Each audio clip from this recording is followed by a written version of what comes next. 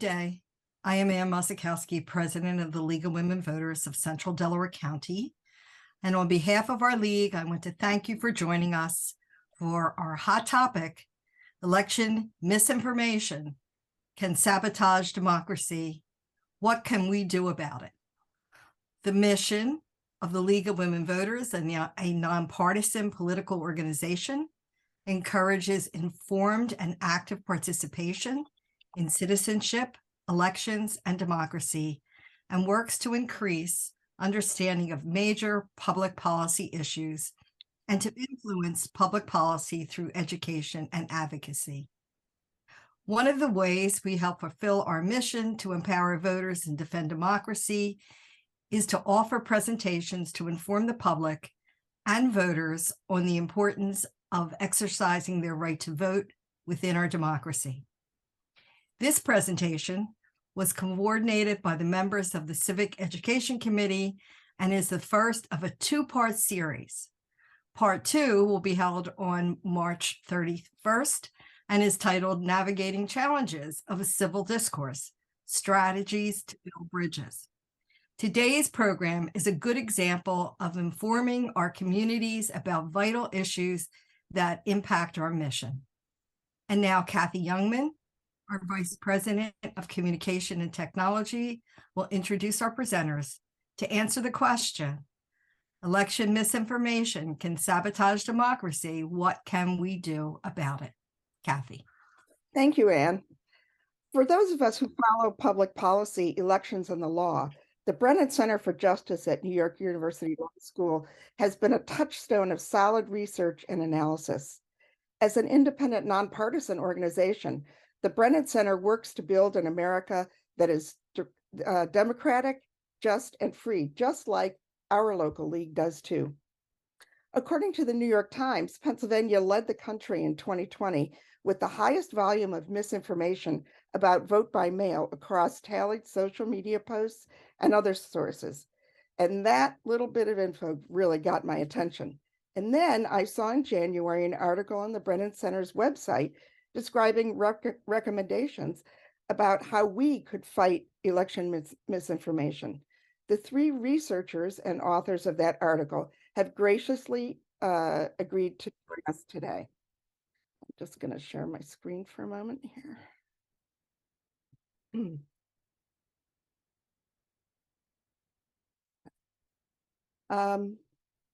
Dr. Maya Kornberg leads the Brennan Center work on information and disinformation in politics, Congress, and money in politics. She's worked on democratic governance issues at international organizations, think tanks, and academic institutions. And I've just started reading her just released book, Inside Congressional Committees, Function and Dysfunction in the Legislative Process. It's published by Columbia University Press and very interesting. Michaela Pondatharatni, did I say that right? Michaela, please forgive me.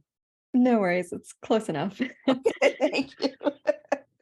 Michaela serves as counsel for the Brennan Center's Democracy Program, where her work focuses on election reform, election security, governance, and other issues. Michaela was previously an attorney with Earth Justice, doing federal litigation and policy work, and she served as counsel for Native American tribes. Ruby Edlin is an advocacy campaign coordinator in the Democracy Program at Brennan, where she focuses on election security and disinformation. And before joining Brennan, Ruby worked as an organizer on 2 congressional campaigns. Please join me in welcoming these really accomplished folks, and I can't wait to hear what you have to say.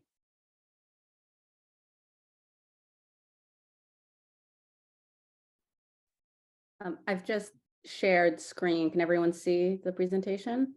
Okay, Yes. well, thank you so much for having us and for your kind introduction. I'm going to hand it over to my colleague, Michaela, to start us off, but I'll be flipping through the slides.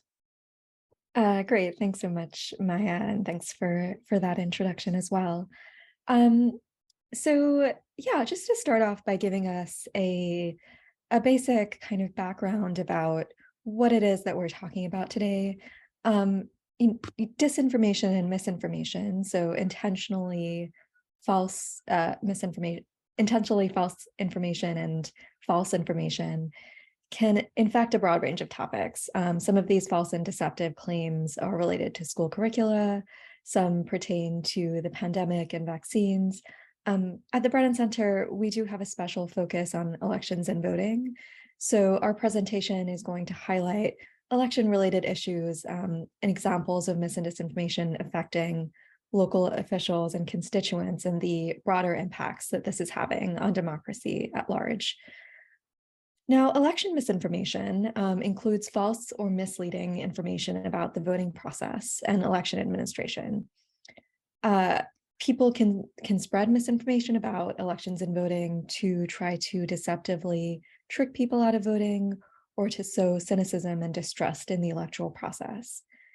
And it's really important to note that mis and disinformation is not a new phenomenon. It's been a longstanding problem. In the election space in particular, we have always had bad actors who try to trick people out of voting by spreading false information about how to vote, when to vote, and where to vote. Elections can be a hotbed for misinformation, and one of the reasons that misinformation can thrive in elections is because the demand for accurate information sometimes exceeds the supply of it. Election systems in America are highly decentralized, so how you vote will depend to some extent on where you live. And states are in charge of running their own elections, and typically county and local election officials oversee polling places and coordinate poll workers. And all of this difference leaves plenty of room for confusion and misstatements to gain ground. But we are in this new landscape now where foreign powers sow disinformation online to try to disrupt American elections or advance their interests abroad. And false claims about the 2020 election and the election process and voter fraud in general have also seized and distorted the election conversation and are undermining confidence in the integrity of the vote in an unprecedented way. Trust in elections has plunged among some segments of Americans. For instance, polling published by CNN in 2021 indicated that most Americans lacked confidence that the result of US elections represented the people's will. That is just an extraordinary phenomenon, and that distrust itself is having flow-on effects that sometimes make it harder for people to get and understand the information that they need to participate in our democracy. It's also having the effect of creating this unprecedented assault on election officials, the people that run our elections. And I'll hand it over to my colleague Ruby to talk a little bit more about that. Hi, everyone. Thanks so much for having us. And thanks, Michaela, for that background on the landscape we're reckoning with right now. So the Brennan Center last year conducted a poll of local election officials across the country to hear more about the environment that they're facing with the heightened misinformation risks and also this increased threat environment of election officials experiencing threats and harassment, often from people who believe that the lie that the 2020 election was stolen included widespread fraud and are targeting election officials who they believe played a role in that. So sadly, we heard from respondents that nearly 1 in 3 local election officials know an election worker who left their job in part because of threats, intimidation, or fears for their safety. And we can go to the next slide, Maya, thanks. So we also heard directly from these stewards of our elections about the corrosive effect that misinformation is having on their ability to do their jobs. Specifically, we heard how social media is at the center of this misinformation crisis, which may not come as a shock to the folks on this call. 3/4 of election officials say that social media has made their jobs more difficult, and 58% say that it has made their jobs somewhat or a lot more dangerous. And I think it's important to note that before 2020, I don't think election officials would have described their jobs as dangerous at all. In fact, it was mostly considered a bureaucratic position that operated behind the scenes. And now they've really been thrust into the spotlight and have faced a lot of attacks because of that. The next slide. There's also near universal agreement that social media is responsible for spreading false information. And 64% of respondents said that the spread of false election-related misinformation has made their job somewhat or a lot more dangerous. And then on the next slide, we'll see that election officials said they believed social media companies weren't doing enough to stop the spread of false information. Some large and well-resourced election official offices have communications and media teams whose jobs involve going on social media, replying to questions about elections, maybe combing through comments on Facebook posts and refuting different lies that they see. But it's important to note that a majority of election jurisdictions are small. They maybe only have one clerk who handles a variety of responsibilities, not just election-related duties, and they don't have the resources or time to be on social media and debunking claims that are popping up that many people in their jurisdictions are seeing. And then on this slide, you'll see that more than half of the local election officials surveyed were concerned that some of their incoming colleagues might believe the big lie that the 2020 election was stolen. And with so many Americans believing this big lie, these concerns make sense. And we also heard from election officials that they were concerned about recruiting and retention in their field, which is a concern because many career election officials who really know the ins and outs of these often highly technical processes might decide that this threat environment is too high a price to pay for a government job that doesn't pay a lot of money, like I said, that used to occur behind the scenes. And these concerns are leaving openings for election deniers to fill these important positions. And on this slide, you'll see this map that we created before the general election last year that showed how many election deniers were running for Secretary of State across the country, which is a job that is highly critical in election administration. Fortunately, most election deniers who were running for Secretary of State in battleground states lost their elections, but still had ample opportunity to amplify election lies in their campaigns and often built their campaigns around lies related to elections. And I'll pass it back to Michaela.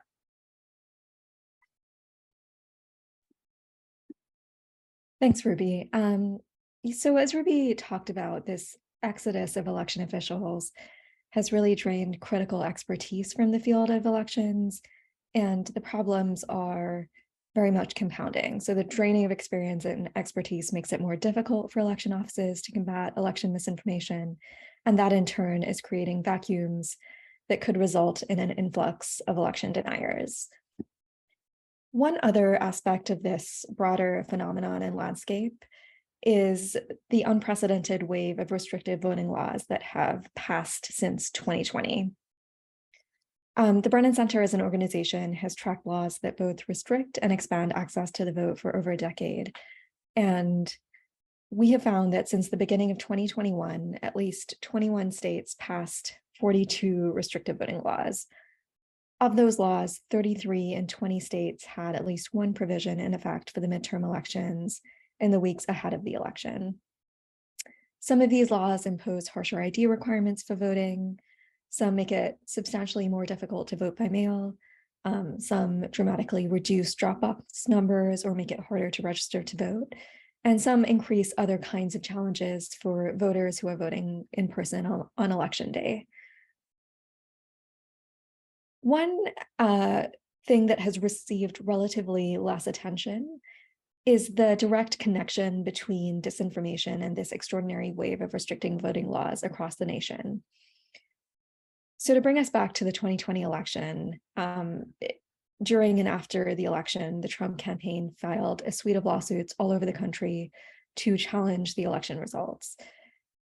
They consistently lost those cases, with a number of judges issuing scathing remarks criticizing the effort. In fact, at least 38 Republican-appointed judges shot down these cases. And several were, in fact, Trump appointees. The Brennan Center's research has shown that the specific false claims that really provided the scaffolding for these failed lawsuits in individual states often resurfaced and later underpinned particular provisions in restrictive voting laws and bills in those same states. This wave of new restricting voting laws directly restricts access to the vote, but the laws can also indirectly restrict access to the vote and damage our democracy in other ways by augmenting the misinformation risk. So we talked about how the laws have the potential to bolster false doubts about election integrity and to create opportunities for people to misstate requirements or even invent false limits on voting. The laws perpetuate this kind of disinformation feedback loop. They're fueled by misinformation, as we've heard through the misinformation promoted in the wake of the attack on the Capitol and the contestation of the 2020 election results. And the laws also create an added risk for misinformation. The president of the Florida Supervisors of Election told the House Oversight Committee last year, and I quote, that the dialogue of the legislative debates over election laws, as well as the passage of the bills, has magnified the belief in MDM, that is, misdis and malinformation, and made the task of restoring voter trust in the elections process much more difficult. The president of the Texas Association of Election Administrators similarly noted that during the state legislative debates over election law changes in Texas, and I quote, public testimony frequently included broad generalizations of alleged fraud during the conduct of the elections and by mail ballot, purported violations of the election code, interference with poll watchers, and repeated misleading information about actions taken by the Harris County clerk responsible for the November 2020 election.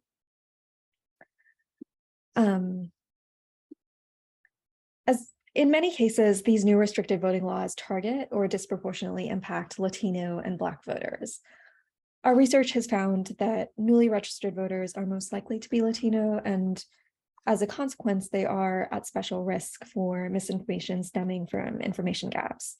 At the same time, mis and disinformation in Spanish can be particularly virulent, and it can differ in certain dimensions from English language disinformation. And Maya will talk a little bit more about what we saw in our tracking of Spanish language misinformation in the midterm elections. Spanish language misinformation can also spread disproportionately on platforms like WhatsApp, where it's harder to track. And new citizens who may be unfamiliar with the voting process are another group that are at special risk from misinformation, from information gaps. Next slide.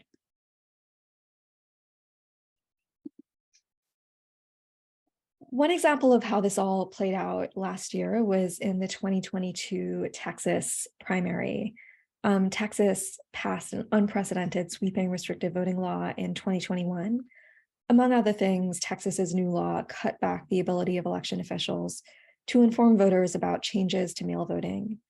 And at the same time, it made it harder to vote by mail by adding these complicated new ID requirements for both mail ballots and for mail ballot applications. Mail ballot rejection rates rose by just extraordinary numbers in the Texas primary, surging by more than 1,100% as compared to the 2020 general election. And that was in large part because of confusion caused by that new law.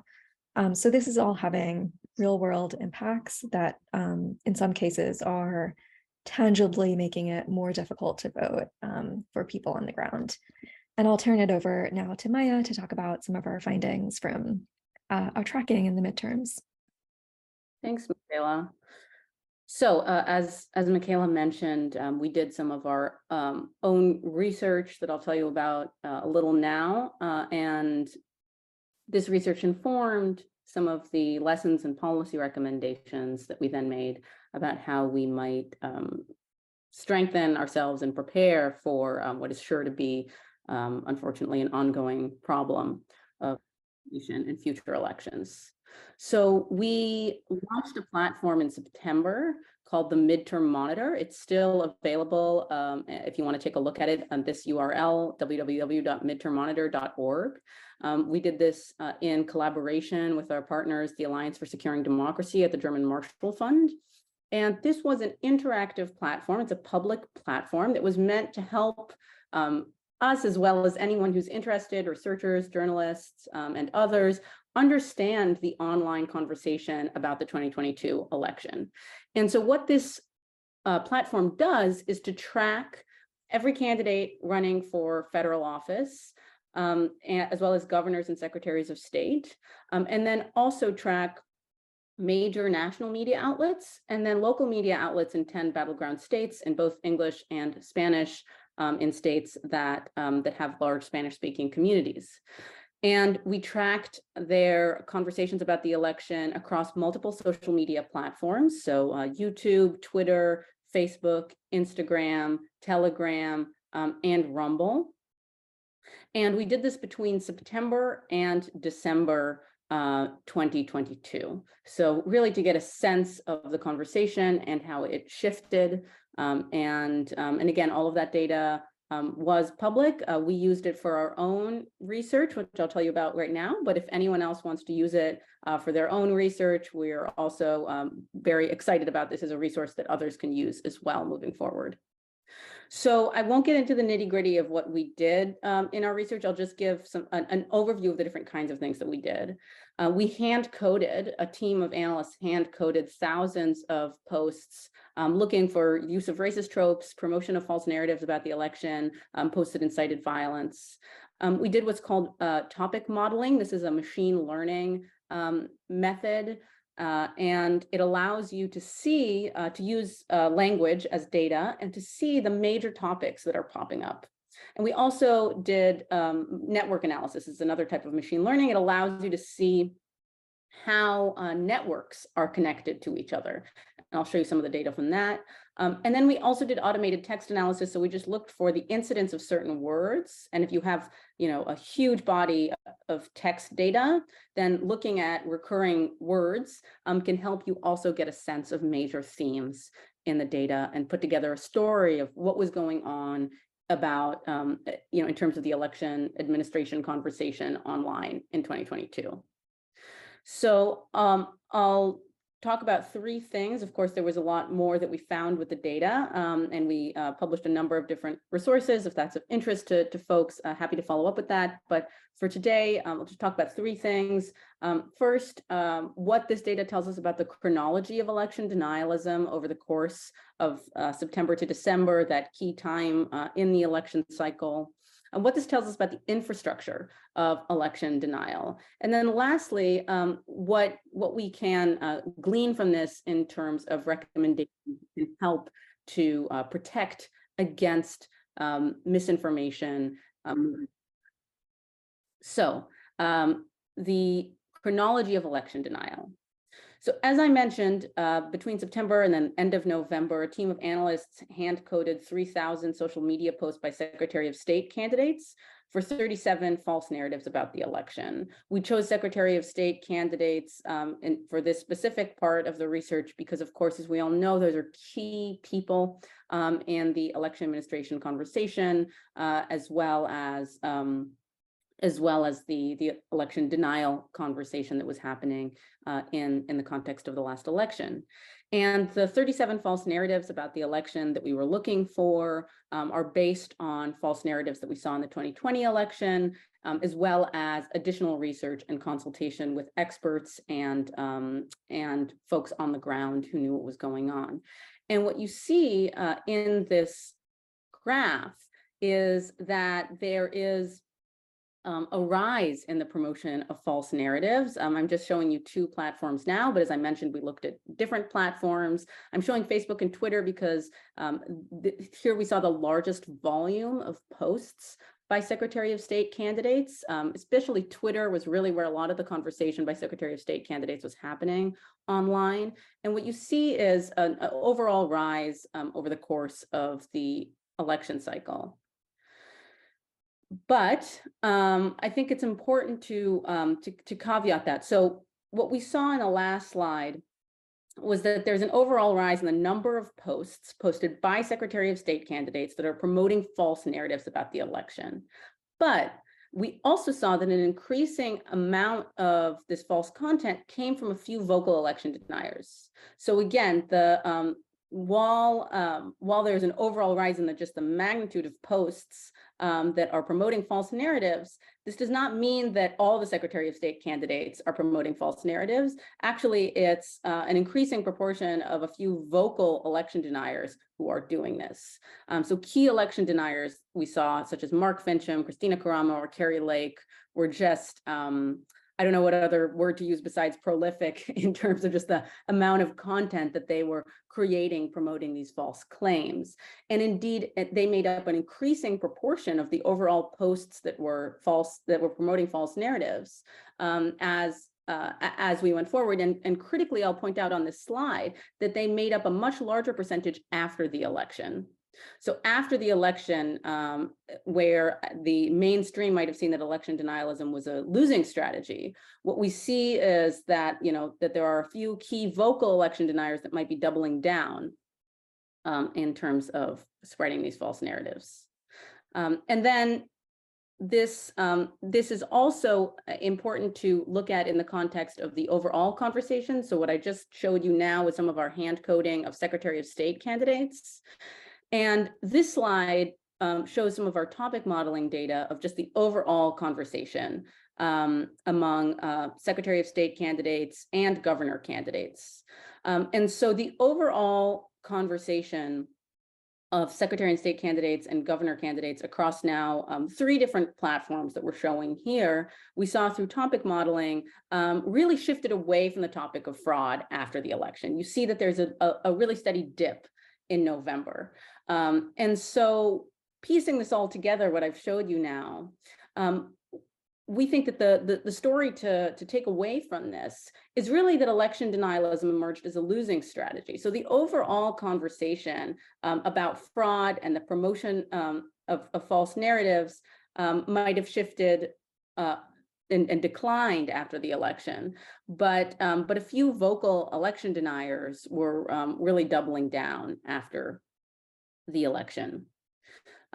So another thing that I think is important to mention here, in addition to the fact that the overall conversation shifted away from fraud, and that just a few election deniers made up an increasing proportion of these false narrative posts, we also found a number of other interesting things in terms of this chronology and the story of the unfolding of the 2022 election. So we found a drop in the use of violent language. We were looking for incidents of words, again, words like war, violence, death, kill. We used a dictionary of existing words that has been used by researchers in the past, words that indicate violence. We saw a decline in violent language after the election across all candidates and regardless of position. We saw that the percentage of all Twitter and Facebook posts flagged for what we're calling threat language. This is a separate dictionary of words that indicate threat language, also decreased in the post-election period. And we saw that across platforms, there were fewer Secretary of State candidate posts that contained racist tropes of the tropes that we were coding for in the period after the election versus before election. So overall, the story, the chronology of election denial story that we can tell from this data between September and December tells us a story of election denial as a losing strategy, one where, yes, there are key vocal election deniers who are doubling down and creating a lot of content after the election, but overall, we do see a shift after the election, which is an indication of what we actually saw in the elections themselves, election denial really as a losing strategy and an acknowledgement of that by candidates across the board. So moving on from the chronology, I'll talk a little bit about what we found that we call the election denial infrastructure. So in all of our coding, we looked also for key recurring themes and key themes that would come up in terms of misinformation that was being spread. We, as I mentioned, looked at a huge group of folks online, and that tells us something about the communities that spread misinformation that I'll share about. And then differences in platforms and languages is also worth noting. As I mentioned, there were different platforms that we were looking at, as well as both English and Spanish language posts. So one of the key lessons that I think is worth taking with us as we continue to fight mis, dis, and malinformation is that election deniers in this election were not reinventing the wheel. In many instances, we saw recurring narratives that were just recycled and connected to whatever the news of the day was. So there was some of these themes, as well as others, we saw come up again and again, claims that voting machines were vehicles for fraud, posts that cast doubt about the safety of drop boxes and vote by mail, accusations that elections officials are cheating or otherwise not trustworthy, accusations that non-citizens or dead people are voting. These are things that we saw by reading thousands of posts and doing this analysis come up again and again. And they would just be connected to whatever the news of the day was. And I'll give an example. In Arizona and Maricopa County on election day, there was a technical issue with some of the voting machines.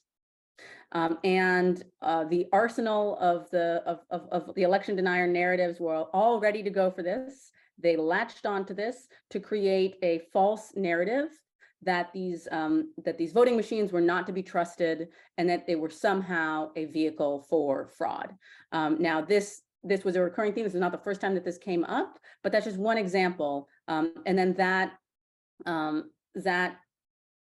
narrative really spiraled on election day, the narrative surrounding Arizona and Maricopa County.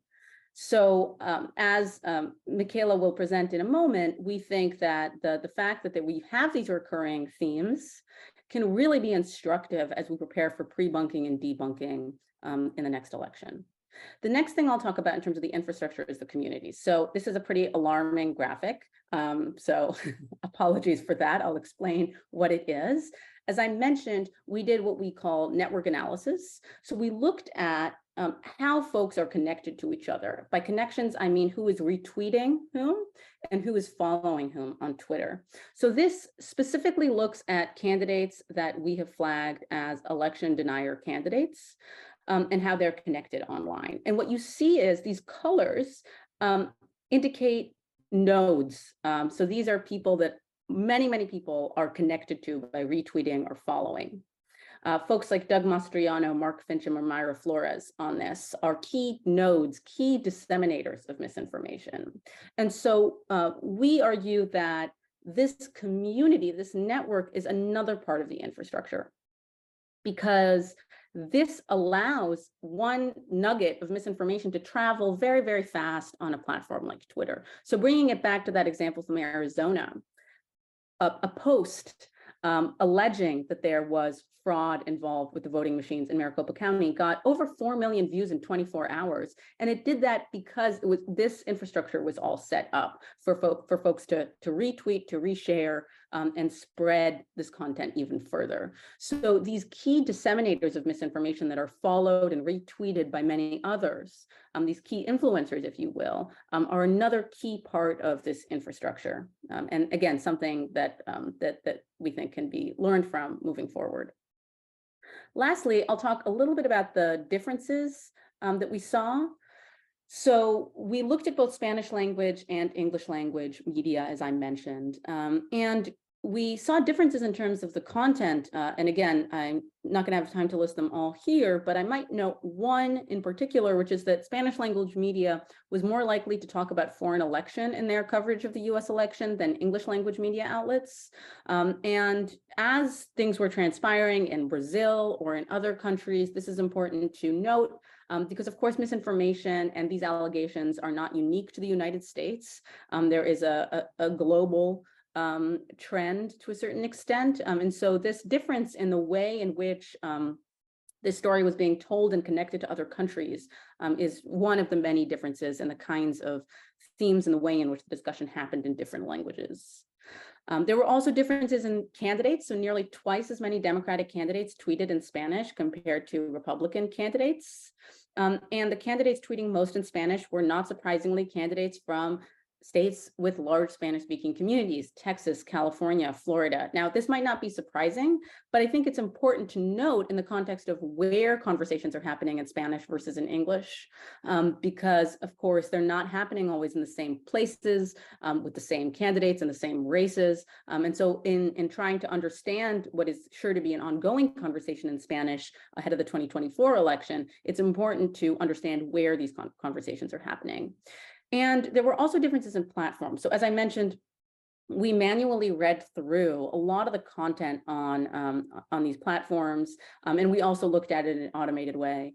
And the nature of the platforms is different, and they are weaponized in different ways. So because of the nature of Twitter, which features shorter posts, the emphasis was more on content being reshared with a wider group on Twitter, as I mentioned. But Facebook, we saw these much longer form, in some instances more like rants, that allowed for more falsehoods and more embellishments, because you can have a kind of a longer form post on Facebook. And that again, that's a difference in the kind of weaponization. You might use Twitter to spread a nugget of misinformation across the internet very quickly. Facebook, though again, you can also reshare, has space for these longer rants. And of course, there were also other differences, which again, happy to get into if that's of interest to folks. And I will also talk a little bit about the issues that we had with working in English and Spanish, because I think that that's also instructive as we, again, after the 2022 election, kind of move forward to continuing to try to strengthen ourselves against misinformation and understand the space ahead of the 2024 elections.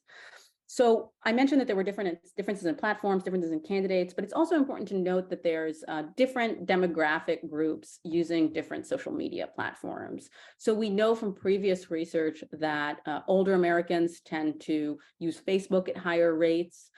We know that young Latino Americans tend to use platforms like WhatsApp or Instagram more than others. And again, there's many other statistics on this.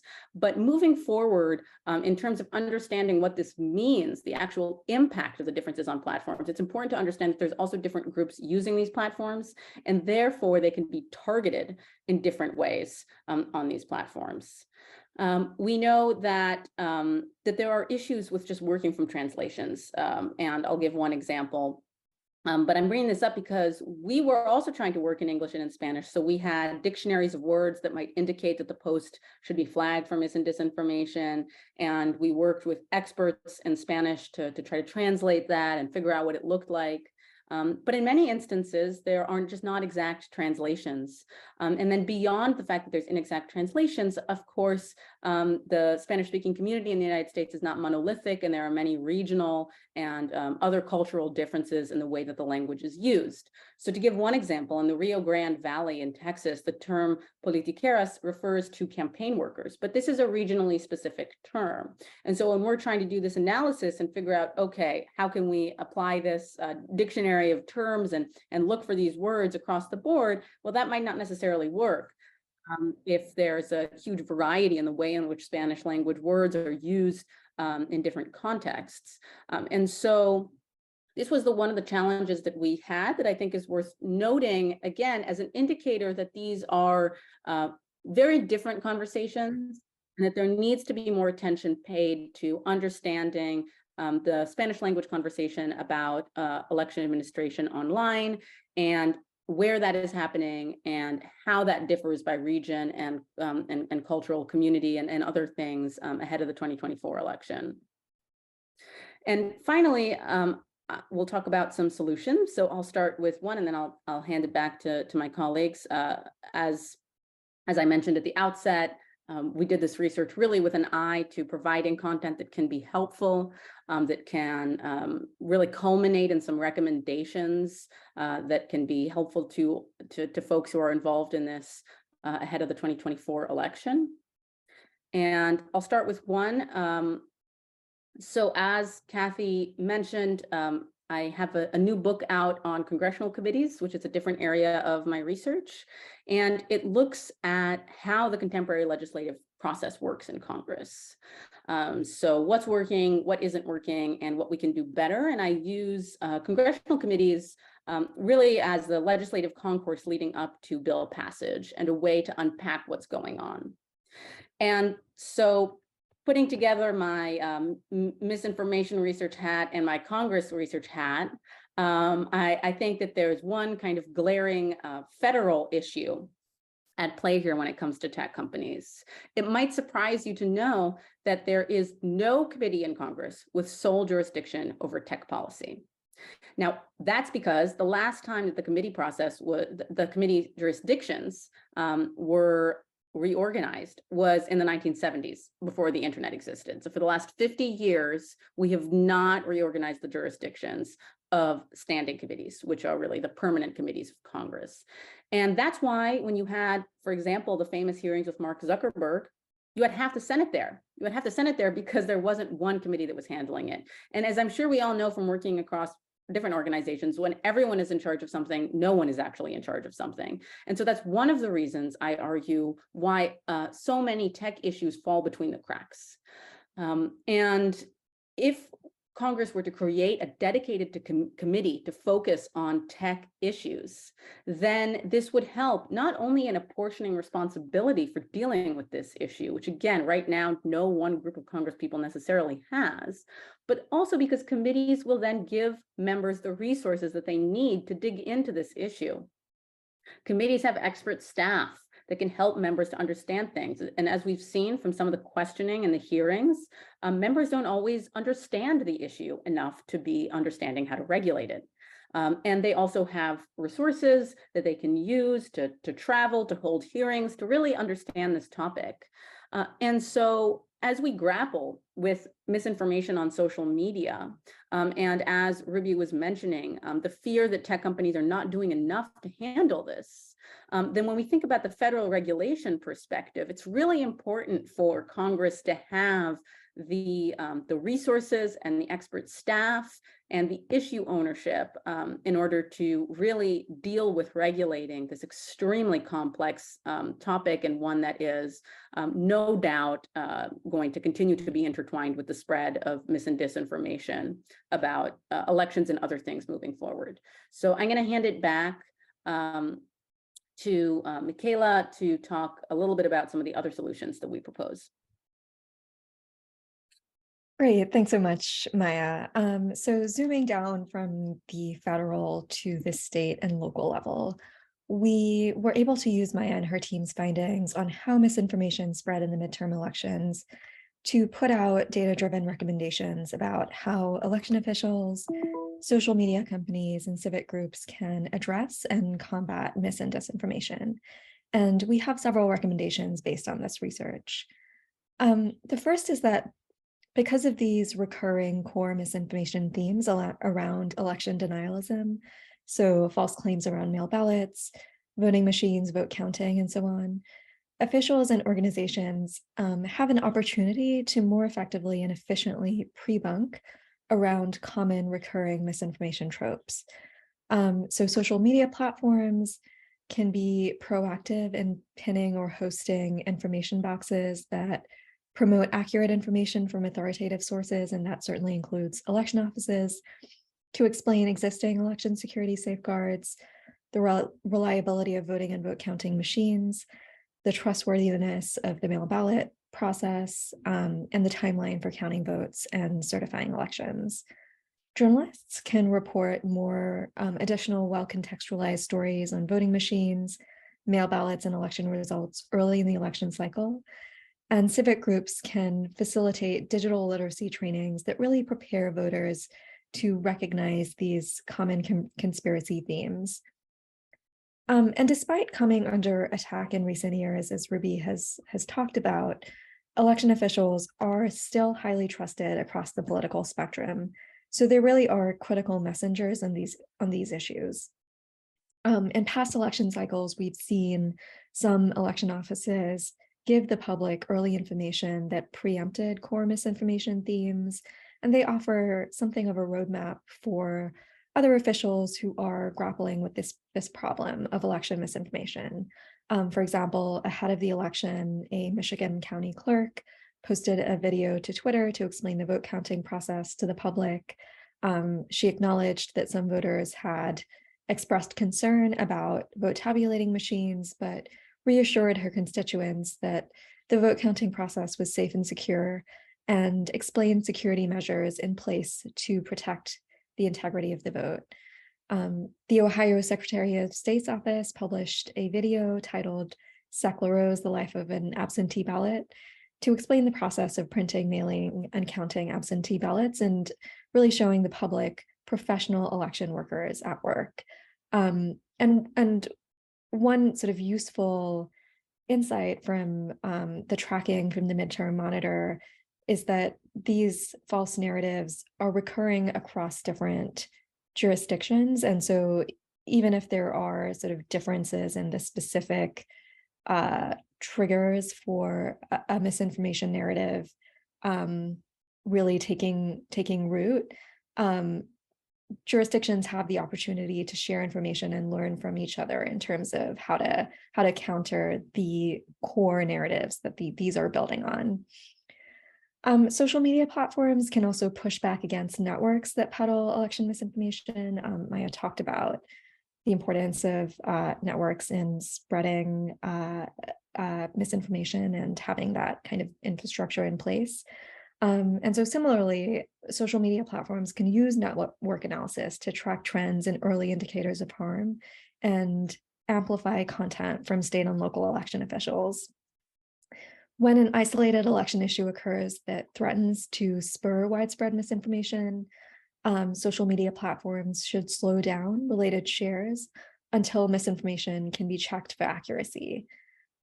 And when a local election issue metastasizes into a full-blown national disinformation campaign, as we saw in Maricopa County and elsewhere in the midterm elections, platforms should really amplify corrections from state and local election officials so that they break through information silos, sorry.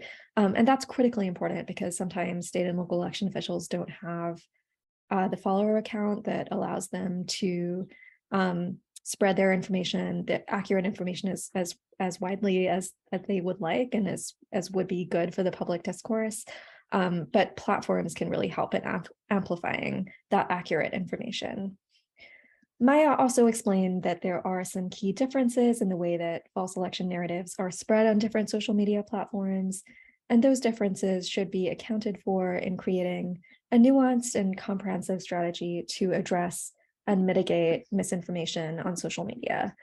A whole of society approach is really needed to combat election misinformation.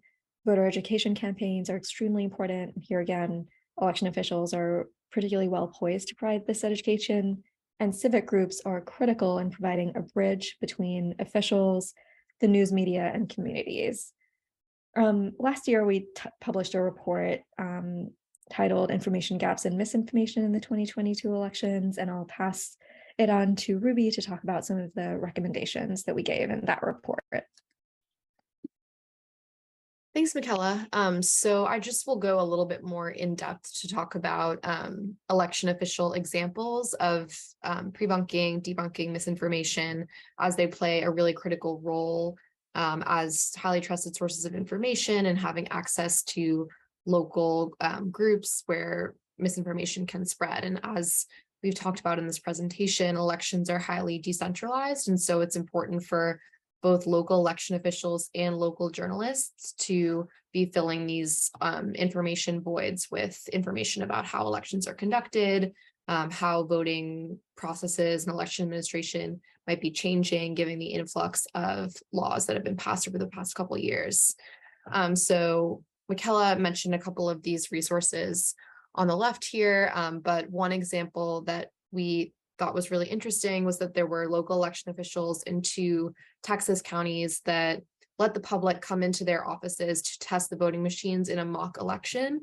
So they were able to fill out these test ballots, put them into the tabulation machines and see how the process worked, see that there was no fraud occurring and that the process was highly systematized so that people can really understand what's going on behind the scenes. And then if we go to the next slide, just also want to return to my point earlier about how even as election officials have a really critical role to play in amplifying accurate information, again, they don't always have the resources to be combating this constant cycle of misinformation. And so we really like to uplift that there are a lot of centralized resource banks for tools for election officials to help them reach different communities and often in different languages, which is really important. And so these are just two examples on the left of resources that are available from the Elections Group and the Election Assistance Commission. Below, you'll just see a really simple graphic of how signatures are cross-verified to make sure that people aren't filling out fraudulent ballots. And then an example of a table that that election officials could use in 2020 to show the drastic increase in mail ballots to sort of explain why the 2020 election would take a while to count all the votes because of the pandemic and the increase in mail voting. And it's just important to have these accessible formats of information and to diversify how people are putting out information in forms of videos, infographics, hosting public news conferences, that sort of thing, to make sure that everyone has access to accurate information about elections. And then lastly, I will toss it back to Michaela just to briefly talk about the California recall election in 2021. Thanks, Ruby. So to kind of give you an example of how this kind of proactive education can help in a particular sort of localized context. In 2021, an unusual special election in California threatened to create numerous information gaps that could have allowed misinformation to thrive in LA County, but their election officials worked proactively to educate voters and really to nip some misinformation in the bud. So the state's 2021 recall election for governor was a recipe for confusion in many ways. The election took place outside an election year. Gubernatorial recall elections were virtually unprecedented in California. Before 2021, only one had taken place in the state's history. And the recall ballot itself was atypical and had a different, quite a different format than voters were used to. But in LA County, election officials ran a robust education campaign to help limit these areas of confusion ahead of the election. And the campaign included videos in multiple languages that ran on digital channels and broadcast media.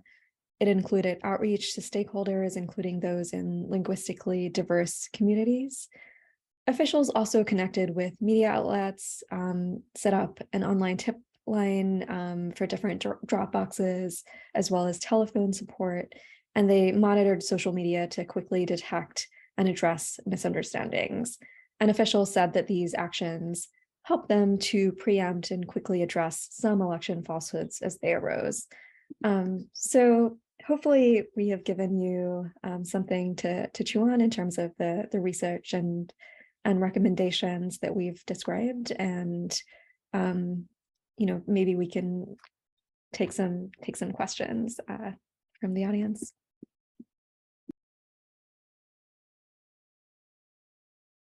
What a wonderful presentation. I'm going to have to look at the recording of it. It was so dense just to get everything out of it that you presented to us. We had a number of questions about the use of the word misinformation and lies and disinformation. Could you maybe go over the difference and how you look at it? I can start off, and maybe Maya and Ruby can add to this.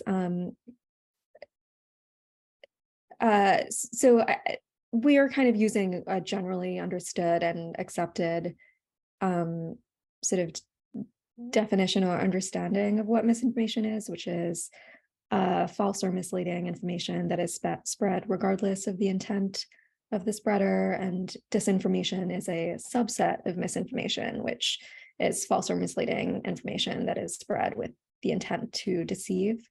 And so when we use misinformation, we are sort of intending to capture mis and disinformation, but misinformation can be spread just by mistake or because somebody is unaware out of ignorance. So it's capturing a broader set of false claims. Your suggestions at the end of your presentation about ways to pre-bunk and debunk. I got something from our local Delaware County Election Bureau today, and they're already the county runs our local elections, and they already are sending out social media graphics requesting that we send them out, to kind of get it out about voting by mail, how it's safe and everything. So I think that's a wonderful idea. And we'll send that graphic out to all of our members and have them put it out on their social media network. So that I think that suggestion is really good, really good. We had some other questions. This is kind of projecting into the future. What effects do you think artificial intelligence will have on election misinformation during upcoming elections? It's really a big issue in the news is AI. Yeah, I think it's hard to tell. And, to my point about effective regulation, another project that I'm working on right now looks at just the general informational infrastructure that Congress relies on. And when I spoke to tech staff who actually do help Congress with technical issues, they specifically pointed to AI as an issue that members just don't have the education that they need about. And so I think that whatever happens with AI ahead of the next election, it's important that we have at every level of government an understanding, at least, of what AI is. I think there's a lot of confusion around it. There's a lot of jargon that's thrown around, and what can be done to protect our elections in a way that that is at least informed by people with real expertise in the AI field. But I think that it's clear that it will have to be something that we grapple with ahead of especially online information about elections. Yeah, I'll just quickly add to that my view, it's uncertain how it's going to play out exactly, but it has the potential to make the spread of election misinformation much worse on social media platforms, in part because automated systems can adopt the syntax of human language in a much more sophisticated way, which we're seeing, and that will become more sophisticated over time. And so it will be harder for platforms using algorithms to detect automated content to be accurate in that detection. And so it poses a huge problem, and it's definitely something that is going to need to be addressed, but there aren't any kind of easy solutions on that front. Maya, I really like the part of your book where you were explaining how the power in Congress shifts between the committees and the leaders, depending upon the issues that are going on at the time. I have a question about regulation of social media. PBS NewsHour reported this week about hundreds of thousands of pro-Trump Twitter bot accounts that were established in big batches over 3 months last year. Evidently, their primary goal was to smear potential Trump primary election opponents. What do you think legislatively, since you've been in Congress, should be done about this? That's a great question. I'll also clarify that I have not been in Congress, but I am definitely someone who is a Congress watcher. in the full sense of the word. And the book is based on many interviews with folks who are in Congress, as well as some of the similar text analysis research that I mentioned in the context of the misinformation research. And I think that more needs to be done to regulate tech. I think that there's actually bipartisan agreement on that. There have been members on both sides of the aisle who have expressed concern about what's going on, real desire to work on this issue. Amy Klobuchar introduced a very important bill recently that looks at transparency and accountability for tech platforms. And the issue is really an issue of process as to why it's not happening. So I talked about the committee structure. You mentioned power dynamics. Obviously, the tech industry is represented with a powerful lobby, and we know the power of lobbyists in Congress.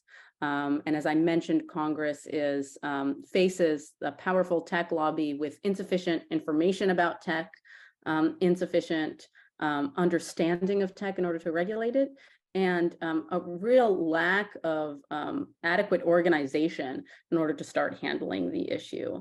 So I think that there's a number of, and again, my book is about the institutional processes, there's a number of institutional fixes that can really help to regulate tech, but really a lot of other contemporary issues that Congress struggles to handle effectively. And I think we all know that Congress is not very popular because of its lack of proper attention to certain topics. So I think that there's a number of things just to strengthen Congress as an institution and its infrastructure that can help it in order to take some steps to regulate tech. But there is enthusiasm and interest in dealing with this issue from many members. So it's not something that members, on the board just don't understand the importance of. But curious if Michaela or Ruby have other thoughts.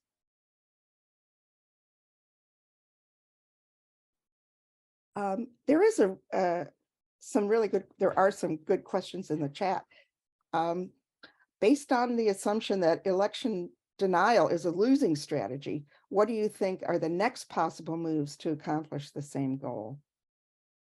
So what do you see on the horizon? I mean, I'll just say on that, even if it seems like a losing strategy, it seems apparent that actors in this space are still planning to double down on it going forward. We've seen that from sort of internal plans that have been leaked and things like that. And so unfortunately, I don't think it's going away, even if candidates who run in it won't necessarily be rewarded in the way that they hope that they might be. Yeah, and I might also add that, though we saw, as I mentioned, the overall conversation shift to become less threatening and violent, less focused on fraud after the election, the vocal election deniers were still producing a lot of content. They still have a lot of followers, and so while the mainstream or the majority of candidates might have shifted away from that tactic, those who are still continuing to perpetuate the same narrative are still dangerous in terms of the amount of influence that they have. Here's another question in the chat. Can you tell from your research if foreign actors are supporting disinformation campaigns for particular candidates? And how do we combat that kind of thing from foreign actors? So one of the things that I didn't mention about the platform is that so the Alliance for Securing Democracy and the German Marshall Fund are really very interested in international research. And we also did follow foreign state-backed actors. and foreign media from a number of countries. That's research that the Alliance for Securing Democracy dived more deeply into than we did on our team. Our focus is the United States, but that's data that's there. Again, as I mentioned, the Midterm Monitor is still online if that's of interest to folks, and the Alliance for Securing Democracy produces a lot of really interesting resources about that foreign influence point. So I just wanted to flag that for folks who might be interested in that. They're a real resource. Thank you.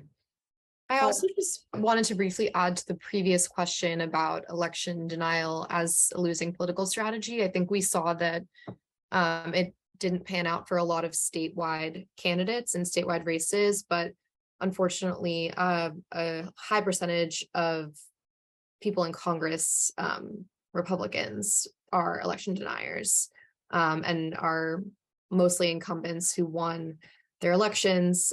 So even though we were fortunate not to see, a lot of governor or secretary of state winners who are election deniers, we still have really high levels of election denial in Congress, which is unfortunate.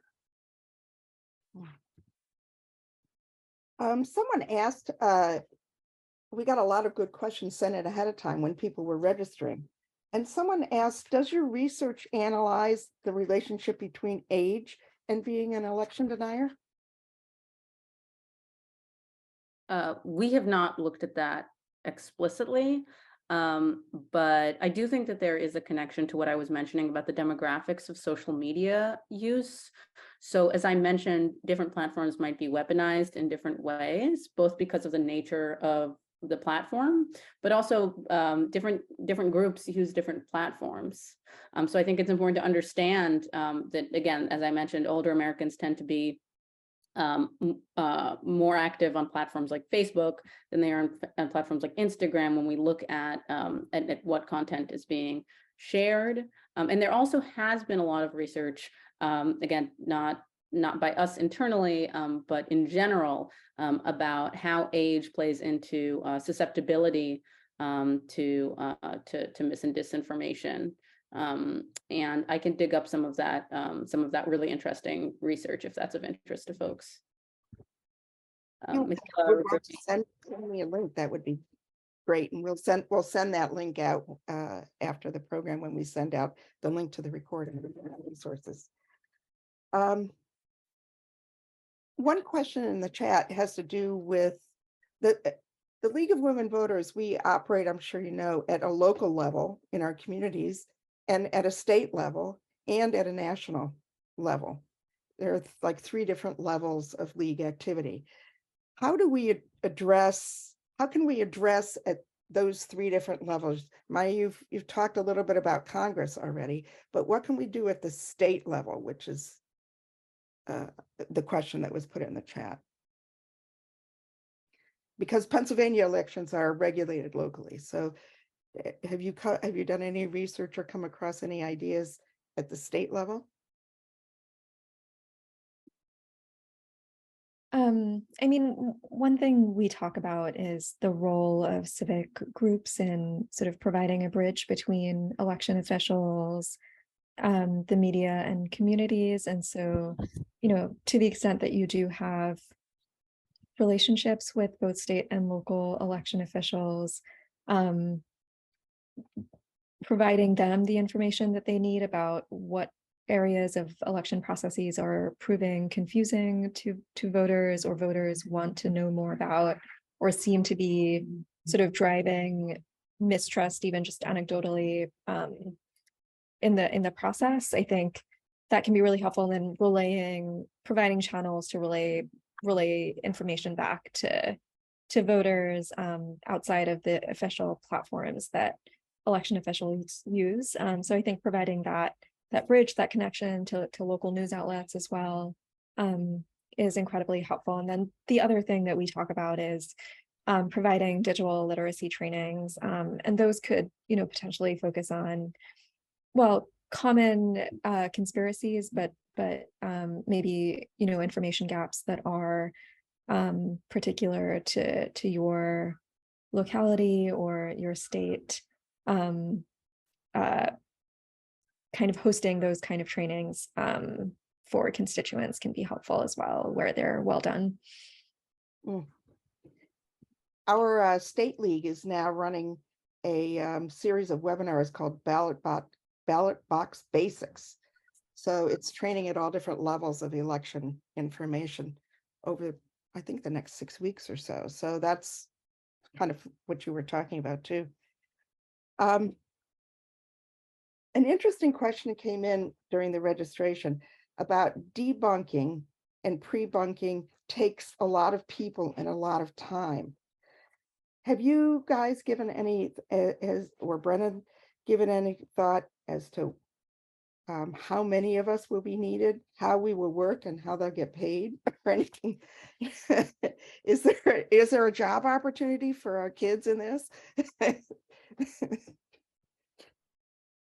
Well, one thing I'll just say first off is I think that the research that Maya and her team did is sort of helpful in saving time and resources to some extent for election officials, because it shows that this is not true of all conspiracies and false claims that arise in elections, but it shows that there are these core false claims that arise over time. And we did see when some local election issues arose, when they spurred misinformation, the misinformation was often filtered through these core misinformation themes. And so that means that kind of preparation and resources can be shared more easily among jurisdictions and from the federal government as well, in terms of promoting accurate information. Ruby, maybe you want to talk a little bit about the resources that the federal government has provided to local officials. Yeah, so I can expand a little bit on what I talked about at the end of the presentation. There are a lot of great resources that are aimed at local election officials, but definitely can be repurposed by civic groups like League of Women Voters to sort of often like distill complicated election processes or common misconceptions down to, what's actually happening, and creating useful infographics and resources. The Cybersecurity and Infrastructure Security Agency, which is CISA, it's part of the Department of Homeland Security, has created a rumor control page that they've had up since 2020. That's now called Rumor versus Reality, and they specifically address election security and common myths about election security, and publish answers and use sort of the tried and true format to combat misinformation, which is sort of to have a misinformation sandwich. So you say the true fact at the top, then briefly say what the confusion is or what the lie is, and then end like affirming what is actually going on. And a lot of those answers can be repurposed and cited. It's a federal government resource, so I think will come with a lot of trust in different audiences. And then groups that I mentioned before, like the Elections Group and the Election Assistance Commission, also have spent a lot of time making communications toolkits that really vary. And the Election Assistance Commission also has a lot of infographics in Spanish that I think are really well done. Yeah, thanks for putting that in the chat. So there are definitely a lot of resources out there if you know where to look, so that people don't have to reinvent the wheel. Especially on something like graphic design that, like I mentioned, a lot of election offices don't necessarily have someone who has the skills to do that. A lot of election officials across the country are older and work alone and have a lot of other responsibilities outside of elections. So it's really useful to just be able to repurpose those. And I'll just quickly add to that. I mean, one thing we would like to see is more resources devoted to election misinformation among the major social media platforms, both sort of financial resources, but also staffing. And one area that it seems that major platforms have really fallen down on is addressing Spanish language misinformation. There's sort of evidence that misinformation in Spanish tends to stay up longer on average, and there are posts that contain election misinformation that are addressed in English, but sometimes are not addressed in Spanish, and so that's an area that particularly people in the community are concerned about and would like to see addressed. And part of the solution to that might be additional staffing in combination with other factors. Yeah, and I just wanted to lift up something that someone put in the chat, which is Common Cause's tip line, and just say that there is a coalition of organizations working on this. Ruby mentioned some, and Common Cause has done some really great work. The Stanford Internet Observatory and others are putting out a lot of useful resources that can be used in combating misinformation moving forward. So just to lift up the Common Cause connection there. Oh, and Ruby, thank you for adding that in the chat about lucrative jobs for for combating disinformation. That's cool. Another question that came in is there any research to explain why people are willing to believe even the wildest conspiracies, even after they've been debunked? Have you guys done any research in that or heard of any?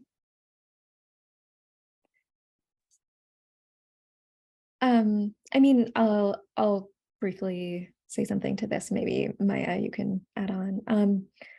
There is some evidence about sort of motivated reasoning, and so this is not going to be true in every case, but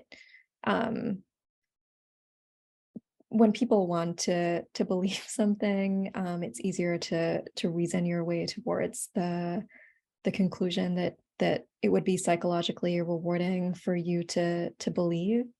And so introducing facts that counter that belief can sometimes not have the the effect that we would want them to have. There is also some evidence on the effect of partisan polarization, so that people who report having more sort of hatred towards their political opponents are more likely to share false political news.